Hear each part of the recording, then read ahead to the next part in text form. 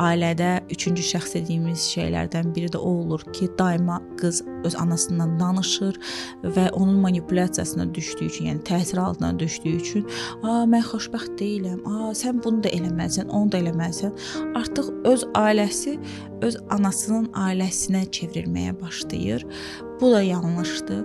Çalışın həyatınızdakı üçüncü şəxsləri öz ailənizə, öz sisteminizə buraxmayın və öz köklərinizi daha güclü, hansısa bir küləkdə uçmaması üçün bir-birinizlə daima ünsiyyət qurun. Əgər probleminiz varsa, hansısa kiçik bir problem varsa, yoldaşınıza rahatlıqla deyə bilin və qaynata öz ananız, atanız və qaynananızın ayrı ailə olduğuna və siz artıq onun ailəsində deyilsiniz və onun sadəcə övladı olduğunuza bunu qəbul edib həqiqətən təməli güclü ailələr qurmağımız mümkündür.